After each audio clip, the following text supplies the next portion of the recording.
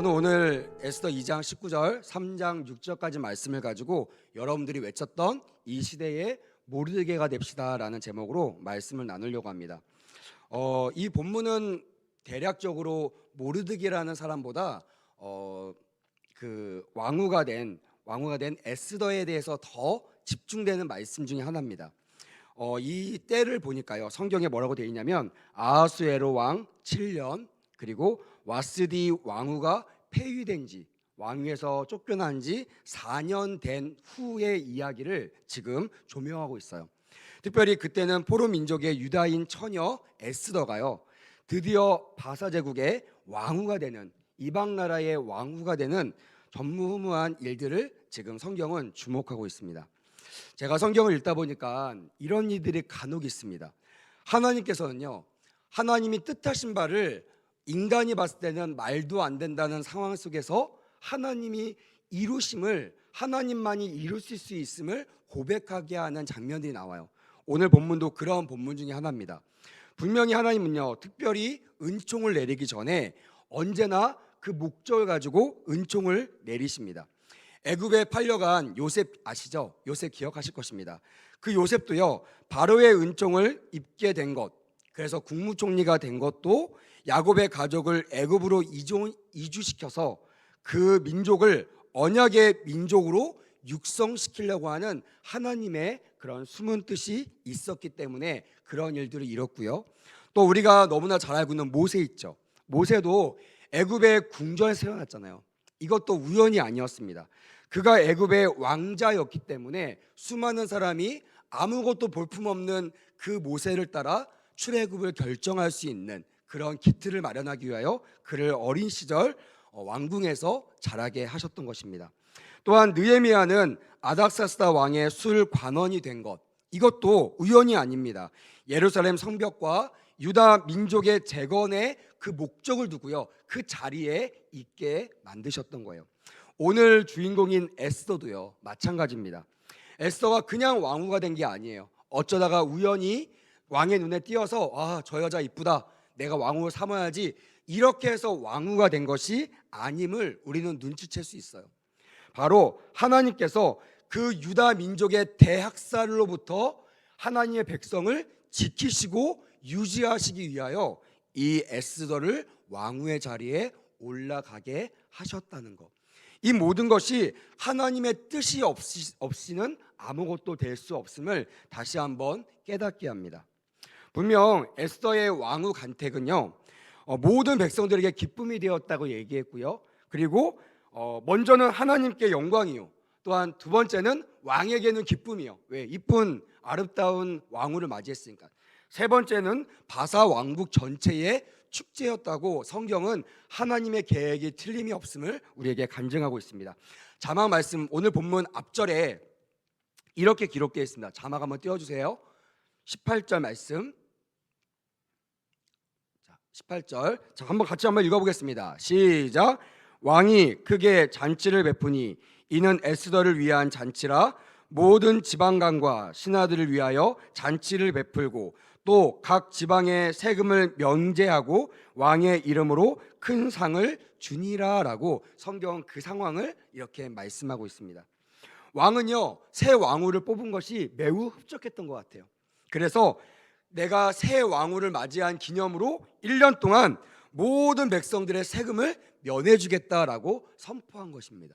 이렇게 얘기하면 잘 이해가 안 되잖아요. 한번 생각해 보세요. 상상해 보세요. 이거 가짜입니다. 상상해 보는 거예요.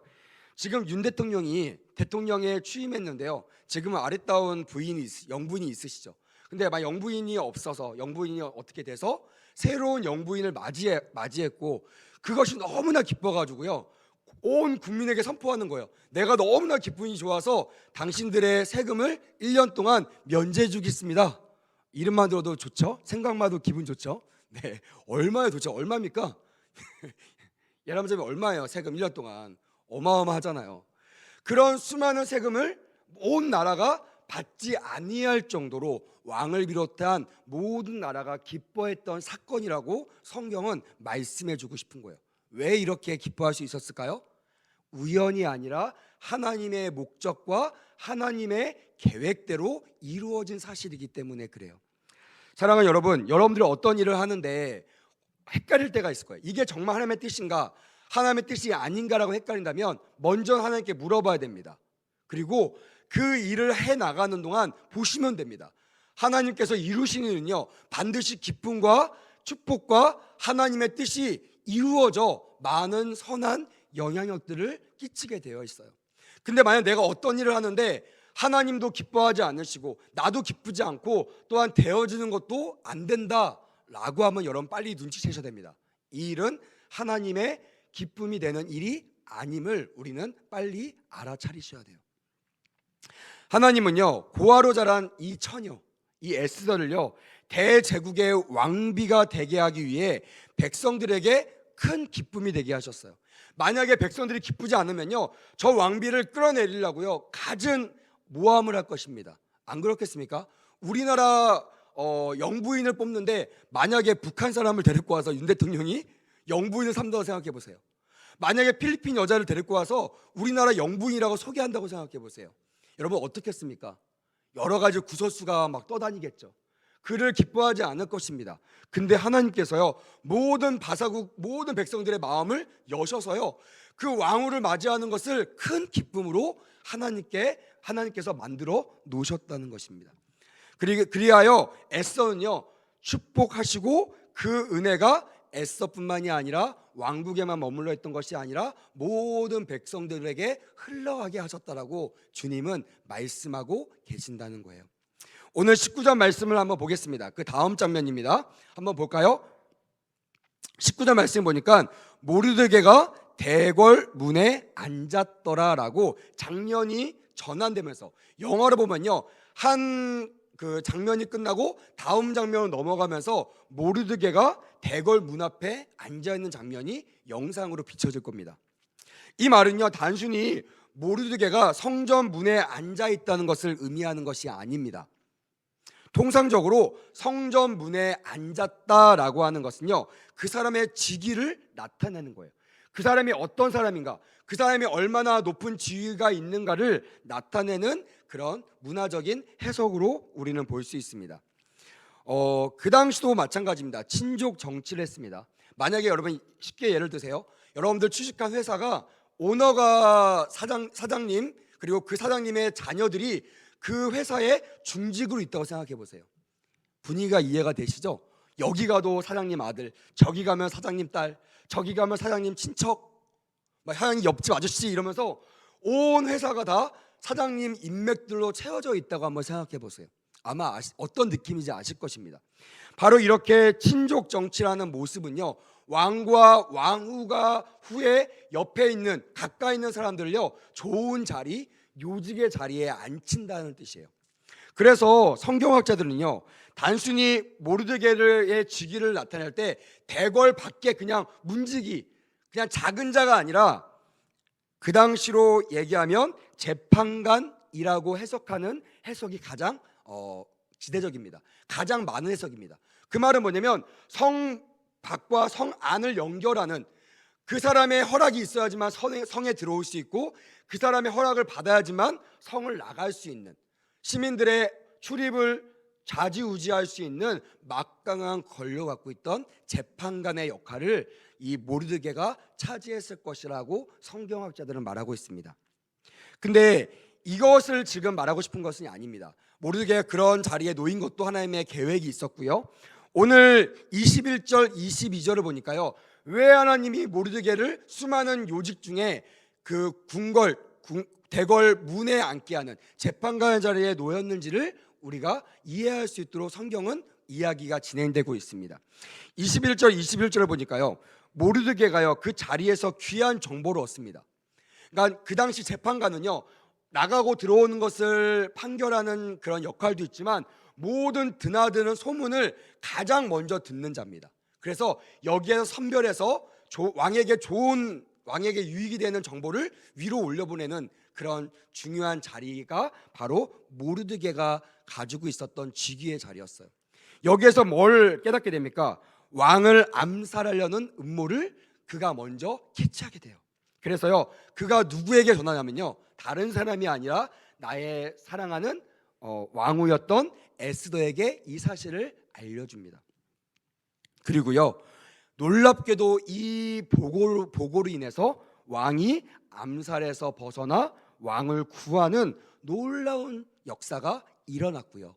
이 사건 때문에 왕위로 올라갔던 에스더가 하나님과 사람들과 왕에게 더 사랑을 받는 놀라운 역사가 일어났습니다.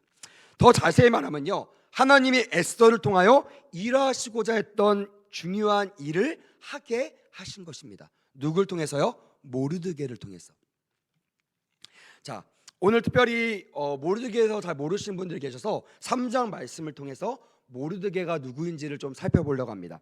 자, 한번 보세요. 3장 1절을 보시면요, 또 장면이 바뀌어서, 이런 사건들을 바뀌어서 한 사람을 주목합니다. 그 사람은요, 하만이라는 사람입니다. 그는 귀가 얇은 아하수에로 왕. 누구의 이름과 약간 비슷하죠? 제 이름과 약간 비슷하죠. 이하수, 아하수에로. 그래서 저도 참 감심을 갖고 있던 왕이었는데요, 제가 아무리 좋게 평가하려도요, 귀가 얇은 왕 외에는 표현할 방법이 없어요. 누가 와서 얘기하면요, 그쪽으로 확 기울고요, 누가 와서도 얘기하면 또 그쪽으로 확 기울입니다. 그런 사람들이 있잖아요. 하나님께서 또 이 왕을 그렇게 사용하시는 거예요. 그래서 그때는 하만이 이 아하수에로 왕의 신임을 얻고 있었고, 그의 귀에 속삭이는 대로 다 이루어졌습니다. 2절에 보니까요, 그것을 나타내주고 있는데, 하만은 왕의 명령을 따라 모든 사람들 앞에 절을 받게 된다는 거예요. 절을 누구한테 합니까? 존경하는 사람, 공경하는 사람, 섬기는 사람한테 절을 합니다. 그 말은 뭐냐면, 왕이 얼마나 그 하만한테 빠져들었던지, 하만을 사랑했던지, 왕 외에는 모든 사람들이 하만 앞에 절하도록 왕의 명령을 했던 것입니다. 2인자로서 각인시킨 거죠. 나 외에는 2인자가 하만이다, 이렇게 공포했던 것입니다. 근데요, 2절에 보니까 문제가 생깁니다. 자막 한번 띄워주실래요? 2절. 자, 한번 읽어보겠습니다. 시작. 대궐문에 있는 왕의 모든 신하들이 다 왕의 명령대로 하만에게 꿇어 절하되 모르드게는 꿇지도 아니하고 절하지도 아니하니라고 돼 있어요. 약간 상상이 되십니까? 영화로 보면 뭐 하만이 막 기고만장해가지고 막 지나다니는데요, 딱 한 사람만 고개를 빳빳이 세우고 하만에게 절하지 않는 거예요. 하만을 섬기지 않는 거예요. 하만을 기만한 것처럼 보이는 겁니다. 그러니 하만이 어떻게 했습니까? 점점 마음에 안 들고 마음에 분을 내기 시작합니다. 성경 5절에 보니까요, 이렇게 기록되어 있습니다. 하만이 모르드게가 무릎을 꿇지도 아니하고 절하지도 아니함을 보고 어떻게 했다고요? 매우 노하니라. 분노한 거예요. 그냥 너무 화가 난 거예요. 그리고 마음속에 저 사람을 죽이겠다라는 말을 생각을 하게 됩니다. 그게 6절 말씀입니다. 그들이 모르드게의 민족을 하만에게 알림으로 하만이 모르드게만 죽이는 것이 부족하다고 생각하고 아하수에로의 온 나라에 있는 유대인 곧 모르드게의 민족을 다 멸하고자 하더라라고 그의 분노가 얼마나 컸는지를 나타내주고 있어요. 여러분 느껴주세요? 만약에 제가 누구에게 효연자매가 싫어, 근데 효연자매만 싫어하면 되는데 막 효령자매까지 막 싫어하는 거예요. 막 효연자매가 싫으니까 효령자매도 보기 싫은 거야. 이런 겁니다. 내가 다 저 가족들을 멸살시켜야지. 내가 승민 형제가 싫기 때문에 백운우수 교회를 다 멸하고 싶은 거예요. 막 교회를 막 파하고 교회를 막 없애버리고 싶은 마음이 드는 그 정도의 뉘앙스라고 생각하시면 됩니다. 아마 더 클 겁니다. 한 나라의 한 민족을 다 몰살시키려고 하는 마음을 품을 정도로. 근데 여러분, 하만에게 그런 힘이 있었을까요? 없었을까요? 있었어요. 그게 문제입니다. 하마터면 하만이 맘만 먹으면 이 민족을 아하수에로한테 와가지고 몇 마디만 하면 이 민족을 다 멸종시킬 수 있는 그런 위기 가운데 있었다는 것이에요. 여러분, 이것이 이 에스더를 왕으로 준비시켰던 하나님의 계획이었다고 저는 믿습니다. 오늘 본문 보니까 또 13절에 한번 볼까요? 13절 한번 읽어보겠습니다. 13절 시작.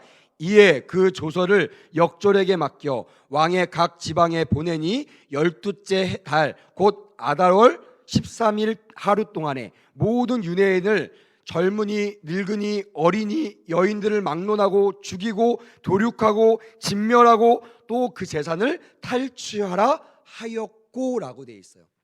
여러분, 이게 미래형입니까? 과거형입니까? 현재 진행형입니까?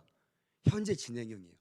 이 조서를 가지고요, 이제 선포만 하면, 잡아들이기만 하면 모든 사람들이 도륙되고 재산을 탈취되는 그런 위험 속에 놓여 있었다라는 거예요. 풍전등화, 사면초가, 더 이상 유대 민족들이 이 나라에 살 수 없는 그런 상황에서 하나님께서 에스더를 사용하셨다는 겁니다.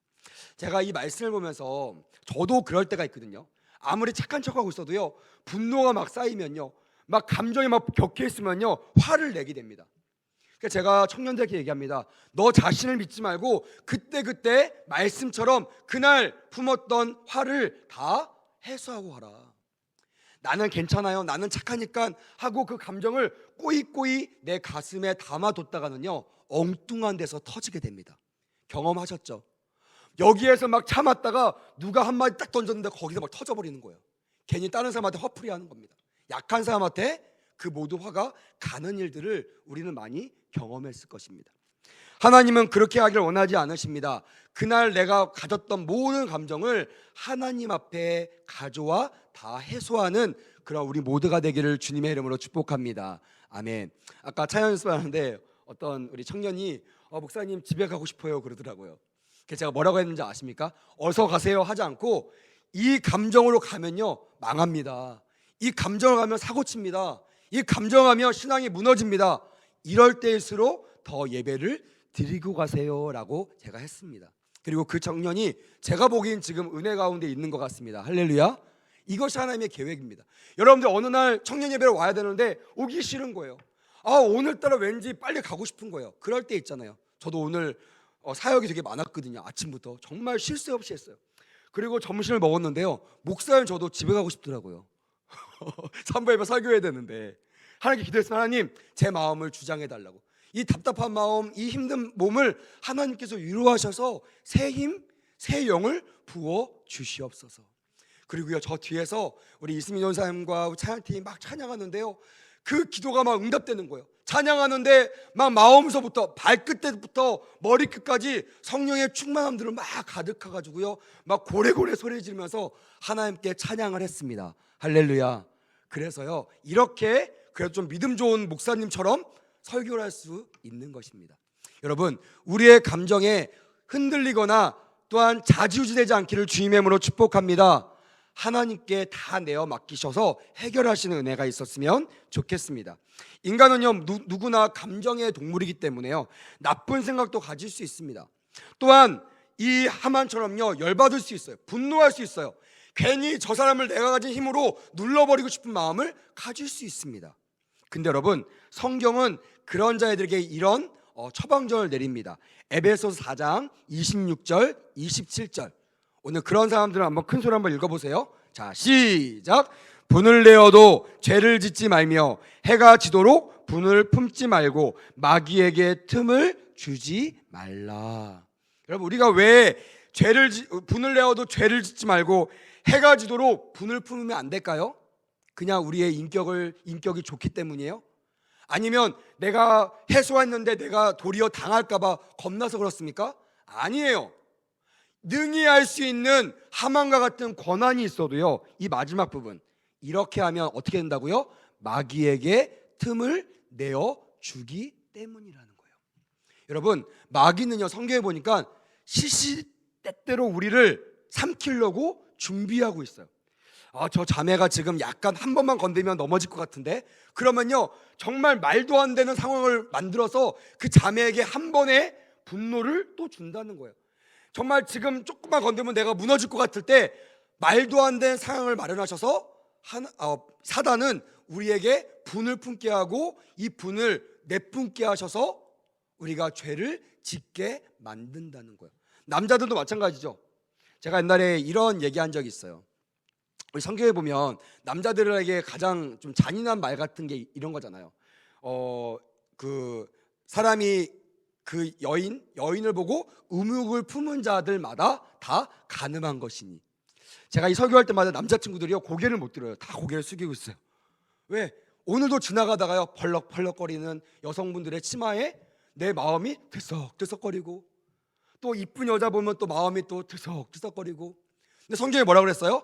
보고 품은 게 아니라 마음으로 품어도요 뭐 한 거라고요? 간음한 거라. 얼마나 잔인한 얘기입니까? 그럼 우리는 수백 번 하루에도 간음을 하잖아요. 근데요 이렇게 겨우겨우 하나님의 믿음으로 그걸 안 보려고 하고 그거를 참으려고 하고 정욕으로 안 내려고 하는 그런 상황 속에서 피치 못하는 상황들을 사단은 우리에게 또 던져주는 거예요. 핸드폰 열었는데 핸드폰에 스팸 문자가 옵니다. 야한 문자가 오고요. 또한 메일을 보냈는데 갑자기 내가 예고하고 내가 원하지 않는 팝업 창들이 뜹니다. 그때요 우리는 무너지잖아요. 안 눌러야 되는지 알면서 누르고요 그 음흉을 품고 하나님께 죄를 짓는 모습들을 우리는 많이 경험합니다. 그래서요 그런 일이 있을 때 그냥 내가 외로워 이 정도가 아니라 어떻게 되냐면요, 성경은 그런 죄를 지는 그런 죄를 미워라는 거예요. 그리고 피 흘리기까지 철저하게 싸우라라고 성경은 말하고 있습니다. 왜냐면요 마귀에게 속아서 틈을 내주면요 마귀는 그 틈새를 샥 하고 들어온다는 거예요. 여러분 성경에서요 마귀를 누구라고 자꾸 비유하죠? 뱀이라고 비유하죠. 뱀들 보셨습니까? 뱀들 이렇게 길가에서 뱀 있는 걸 보잖아요. 사람 인기척이 딱 오면요 뱀은요 정말 엄청나게 빠르게 귀신같이 알고요 그 짧은 순간에 내가 피할 곳을 딱 알고요 슉 하고 그 속으로 숨어 들어가요. 제가 그걸 보면서 사단이 우리에게 들어오는 것도 마찬가지겠구나. 철저하게 막는데 자그마한 분노, 또한 화냄, 또한 욕망, 이런 작은 틈새 사이로 누가 들어온다? 마귀가 들어온다는 거예요. 10번 막아도요 한 번 우리가 마음을 열어버리면요 그 속에 마귀가 침투하여 우리를 죄로 묶어버린다는 거예요. 그래서 여러분 하나님의 말씀을 가지고 철저하게 우리가 마귀에게 틈을 내어주지 않기를 주님의 이름으로 축복합니다. 아멘. 이것이 우리가 죄를 짓지 않는, 우리가 분을 품지 말아야 될 이유라는 것이. 특별히 청년들이요 매일매일 스트레스 많이 받잖아요. 청년들과 얘기하면요 막 이만큼 받아가지고 정말 터질 것 같아요. 그때 내가 그냥 참거나 내가 그냥 담아두면 사단이 틈을 가지고 들어옵니다. 그때 어떻게 해야 돼요? 하나님께 나와서 하나님께 다 고하십시오. 고자질하세요. 하나님, 저 사람이 하나님의 사람 저를 모함했습니다. 저 사람이 하나님의 사람인 저를 미워했습니다. 어떻게 해요? 너무나 화가 납니다. 그렇게 하나님께 아랠 때 하나님께서 여러분들에게 피할 길을 예배해 주실 줄 믿습니다. 아멘. 빌립보서 2장 1절 3절 말씀에는요 이렇게 해답을 또 말씀하고 있습니다. 그러므로 그리스도 안에 무슨 권면이냐, 사랑에 무슨 위로나, 성령의 무슨 교제나 긍휼이나 자비가 있거든 마음을 같이하여 같은 사랑을 가지고 뜻을 합하며 한 마음을 품어 아무 일에든지 어떻게 하라고요? 다툼이나 허영으로 하지 말고 오직 겸손한 마음으로 각각 자기보다 남을 낮게 여기고라고 이 문제를 풀 수 있는 방법을 주셨다는 거예요. 제가 짧지만 목회생활을 하면서 수많은 어려운 일들을 일어나는 걸 봅니다. 그때마다 얘기합니다. 다 하나님의 계획이 있을 거니까 우리 그 하나님의 계획을 기다리며 물어보며 그 하나님을 의지하며 견뎌내자. 피하지 말자. 근데요 반드시 하나님께서 그런 자들에게 피할 길을 예비해 주시고요 또한 하나님의 돕는 사람들을 보내셔서요 나의 힘으로 할 수 없는 모든 어려움들을 해결하시는 놀라운 역사들을 경험케 하셨습니다. 사랑하는 우리 청년들도요 어떤 일든지 다툼이나 허영으로 하지 마시고 내 욕망과 내 힘과 내 마음으로 하지 마시고 오직 겸손하게 하나님께 내어 맡기는 우리 청년들 되시기를 주님의 이름으로 축복합니다. 아멘. 무슨 말이에요? 우리의 일상 속에서 분노와 화와 노하는 것들을 통제할 수 있는 유일한 방법은요 예수 그리스도를 의지하는 것, 성경은 그 말을 이렇게 말하고 있습니다. 한번 따라해 볼까요? 예수 그리스도의 마음을 품는 것. 더 크게, 예수 그리스도의 마음을 품는 것. 나의 마음으로 가득했던 내 마음을요, 열어서 예수 그리스도의 마음으로 바꾸는 거예요. 내 힘으로는 견딜 수 없어요. 내 힘으로 이길 수 없습니다. 내 힘으로는 참을 수 없습니다. 근데요, 주님이 들어오셔서 나의 마음을 딱 보좌 삼고 임하시면요, 내가 아니라 주님이 행하시기 때문에 능히 해결할 수 있고 능히 이겨나갈 수 있다라는 것입니다. 오늘 이런 일을 일으키셨던 하나님의 의도는 무엇일까? 이것이 중요합니다. 왜 우리가 예수를 잘 믿는데 우리에게 이런 고난이 있을까요? 왜 우리가 예수님을 잘 믿는 그리스도인을 사는데 왜 우리가 예수 안 믿는 사람보다 더 가난하고 더 고통 속에서 더 어려움 속에서 걸어가고 있을까요? 오늘 우리가 하만과 모르드게의 이 사건을 통해서 해석되어지는 은혜가 있기를 주님의 이름으로 축복합니다. 성경에는요, 왜 모르드게가 하만에게 무릎을 꿇지 않았느냐에 대해서 정확하게 말하고 있지는 않아요. 하지만 성경을 유심히 보고 하나님께 물어본 결과 제가 받은 힌트는 이것입니다. 4절 말씀 한번 띄워주실래요? 4절 말씀 한번 읽어보겠습니다. 4절. 자, 준비됐나요? 자, 시작. 날마다 권하되 모르드게가 듣지 아니하고 자기는 유다인임을 알렸더니 그들이 모르드게의 일이 어찌 되나 보고자 하여라고 되어 있어요. 그러니까 제가 발견했던 힌트는 뭐냐면, 왜 모르드게가 이인자인 하만에게 굴하지 않았을까? 아마 아하수에로 왕 앞에서도 모르드게는 절하지 않았을 거라고 저는 확신합니다. 왠지 아세요? 여기 나와 있잖아요. 자기는 누구라고요? 유다인. 우리가 알고 있는 유대인, 우리가 알고 있는 예수 하나님을 믿는 사람, 하나님 말고는 다른 신을 섬기지 말라는 그 명령을 목숨처럼 지켰던 사람. 이제 좀 이해가 되십니까? 모르드게는요, 누구도 하나님 외에는요 절하지 않았다는 거예요. 근데 이 하만은요 뭐라고 되어 있어요? 날마다 권했다라고 되어 있습니다. 여러분들 세상을 살면서 믿음을 지킬 때가 있어요. 막 술자리에서 술을 회피하고요, 또한 하나님을 막 모욕하며 또 코로나 시대에 교회를 욕했던 수많은 사람들 틈새서 내가 그리스도인으로서 같이 동조하지 못하지만 내가 같이 예수님을 막 드러내지 못하지만 동조하지 못하는 그런 상황 속에 여러분들이 놓였던 경험이 있을 것입니다. 근데요, 하나님은 그때 여러분들을 바라보세요. 저가 다른 믿지 않는 사람처럼 나를 막 배신하고 내가 아닌 다른 것을 섬기고 있는가? 아니면 나에게 어떤 환란이 오더라도 나의 믿음을 지켰는가? 주님이 그거를 지켜보신다는 것입니다. 오늘 4절 말씀처럼 모르드게는요, 유다인, 즉 하나님 외에는 다른 신에게 절하지도 아니하고 섬기지도 않는, 우상 숭배하지 않는 신앙인이었기 때문에 그런 어려움들 앞에서도 당당히 절하지 않았던 것입니다. 모르드게가 몰랐을까요? 모르지 않죠. 막 하만이 사람들 시켜서 말했을 거 아닙니까? 어떨 때는 막 당근도 주고요, 어떨 때는 막 채찍도 줄 것입니다. 당신 내일이면 큰일 날 수도 있어. 빨리 가서 오늘이라도 무릎 꿇어. 죽을 수도 있어. 이런 얘기가 안 왔겠어요? 왔지만 모르드게의 태도는 달라지지 않았습니다. 다니엘처럼 목숨을 걸 만한 자신에게는 정말 중요한 문제가 신앙의 문제였기 때문입니다. 여러분, 저는요 이 말씀을 묵상하면서 제가 이 말씀을 오늘 전하기로 했던 결정적 이유는요, 이 시대의 우리의 모습이 모르드게와 같은 모습이었으면 좋겠다라고 그런 마음으로 여러분에게 말씀하고 있는 것입니다. 그게 어려운 거 알아요. 저도 교회만 있는 목회자가 아니라 저도 5일 동안은 세상에서 많은 사람들과 함께 여러분들과 똑같이 일꾼으로서, 직장인으로서 그들의 안에 있기 때문에 저도 같은 그 마음을 이해합니다. 얼마나 세상에서 그리스도를 살아가는 것이 어려운가. 하지만 여러분, 어렵다고 해서 신앙을 포기해야 됩니까? 아니죠. 아무리 어려워도 신앙을 지키시는 우리 모두가 되기를 주님의 이름으로 축복합니다. 아멘.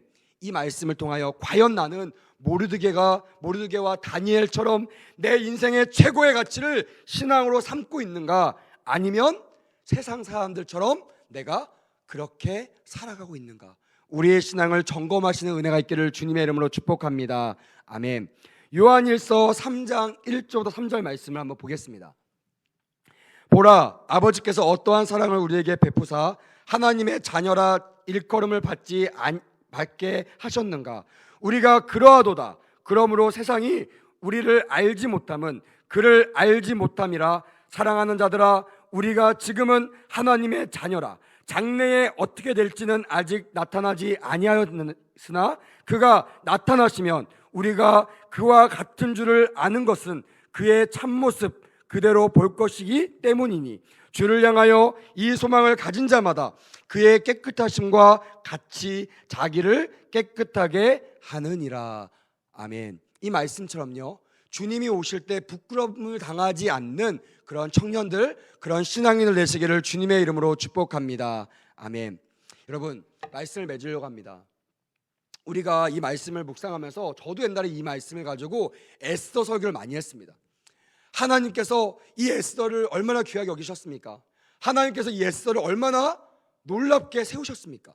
근데요, 오늘 제가 이 말씀을 묵상하는데 물론 에스더도 귀하지만 에스더를 양육했던 모르드게가 생각이 나더라고요. 여러분, 에스더는요, 그의 어린 시절 이 모르드게한테 믿음을 전수받았습니다. 그 스승을 보면요, 그 제자를 알 수 있다고 봅니다.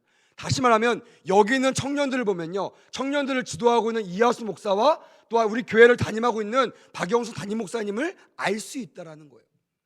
청년들이 막 흔들립니다. 청년들의 믿음이 떨어집니다. 그러면요, 이하수 목사의 믿음 또한 보지 않아도 알 수 있고요, 담임 목사님의 믿음 또한 보지 않아도 알 수 있는 것입니다. 왜냐하면 사람들은요, 저와 담임 목사의 믿음이 아니라 여러분들의 행동과 여러분들의 믿음을 통하여 우리 교회 또한 담당 교육자와 담임 목사님의 신앙을 헤아리고 판단하기 때문이라는 것이에요. 여기 모여있을 때는요, 잘 모릅니다. 근데요, 이제 예배가 끝나고 파송하잖아요. 세상으로 나가면요, 이제 내가 우리 교회를 대표하는 사람이에요. 이제 내가 우리 청년부를 대표하는 사람이에요. 내가 함부로 대하면요, 그 청년부 전체가 여러분들 때문에 사람들 앞에서 우스꽝스러워집니다. 그리고요, 여러분들이 잘못하면요, 제가 잘못하면 우리 때문에 우리 교회가 하나님과 사람들 앞에 조롱거리가 되는 것입니다. 그래서 우리는요, 공동체입니다. 나 하나쯤이야가 아니라 내가 온전히 쓰면요, 에스더가 온전히 쓰고 모르드게가 온전히 쓰면 그가 섬기는 하나님이 만인 앞에 영광을 받았던 것처럼 하나님이 여러분을 통하여 영광 받으시기를 주님의 이름으로 축복합니다. 아멘. 그래서 여러분, 기대하셨으면 좋겠어요. 내가 왜 지금 이 자리에 있는지, 내가 왜 지금 이 예배 자리에 있는지, 내가 왜 지금 이 삶의 자리에서 내가 이 역할을 감당하고 있는지 궁금하실 것입니다. 여러분, 다 하나님의 목적이 있습니다. 에스더가요, 왕위에 올라갔을 때 몰랐어요. 모든 민족이 나 때문에 구원받을 거를 에스더가 알았겠습니까? 몰랐습니다. 유일하게 에스더가 아는 거는요, 모르드게의 하나님, 나의 스승의 하나님이 나의 하나님이라는 것을 알았어요. 그리고 마음으로 결단했을 것입니다. 주님, 제가 필요할 때는 언제든지 말씀하세요. 제가 이 왕후 자리를 포기하면서도, 이 목숨도 포기하면서도 제가 주의 일을 하겠습니다라고 이 에스더는 왕후 자리에서 끊임없이 기도했을 것입니다. 사랑하는 여러분, 여러분들이 삶의 자리에서 해야 될 목도 이것입니다. 그냥 그 자리에서 잘 먹고 잘 살고 돈을 많이 벌고 많은 사람 앞에 존경받는 거, 네, 좋아요. 하지만 왜 존경받아야 됩니까? 왜 돈을 벌어야 됩니까? 왜 많은 사람들 앞에 신임을 얻어야 됩니까? 신뢰를 얻어야 됩니까? 그것은 하나님이 여러분들의 재물과 여러분들의 신뢰, 그거를 사용하실 때가 있다는 사실 기억하는 우리 모두가 되기를 주님의 이름으로 축복합니다. 아멘. 더 나아가서 에스더처럼요, 정말 지금 때를 위하여 내가 왕후의 자리에 올라갔다라고 깨닫는 그 순간, 내가 누리고 싶었던 이 왕후 자리를 포기하고, 심지어 왕 앞에요, 왕이 부르지 않은데 가서 왕이요 이렇게 얘기하면요, 그 당시 상황에서는요, 왕후도 목이 날아갈 수 있는, 목숨도 위태할 수 있는 그런 상황 속에서도요, 유대한 말이 있죠, 유명한 말이 있죠, 죽으면 죽으리라, 이러한 마음을 가지고 왕 앞에 나가 이 유대인들을 살려달라고, 나의 민족을 살려달라고 애원하여 민족을 구원하는 그런 귀한 구원자의 역할을 감당하시는 우리 모든 신앙인들 되시기를 주님의 이름으로 축복합니다. 저는 그래서 여러분들에게 마지막 이 부탁을 드리고 오늘 말씀을 마무리하려고 합니다. 사랑하는 여러분, 우리는 하나님의 자녀입니다. 하나님의 자녀라는 건요, 나의 첫 번째 임무가 하나님의 일을 하는 사람이라는 거예요. 수많은 일이 있습니다. 수많은 직책이 있습니다. 저도요, 따져보니까요, 한 5가지의 직무를 제가 하고 있는 거예요. 교회에서는 목사로, 또 학교에서는 교목으로, 또한 가정에서는 자녀들의 아빠로, 또한 우리 아내에게는 듬직한 남편으로, 우리 부모님들에게는 섬겨야 될 자녀로 제가 그 직무를 감당하고 있다. 근데 그 중에서 가장 으뜸되는 사명이 무엇인지 아십니까? 지금 하나님의 말씀을 전하고 있는 목사로서의 사명이에요. 여러분들도 수많은 직분이 있죠. 수많은 직위가 있습니다. 하지만 그 중에서 가장 중요한 직위, 따라하겠습니다. 하나님의 자녀. 더 크게, 하나님의 자녀. 그렇습니다. 여러분들은요, 수많은 모습과 수많은 직책 중에 하나님의 자녀임을 절대로 잊지 마시길 바랍니다.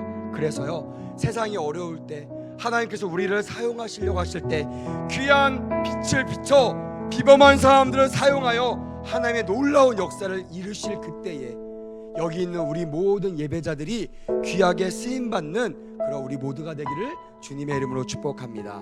아멘.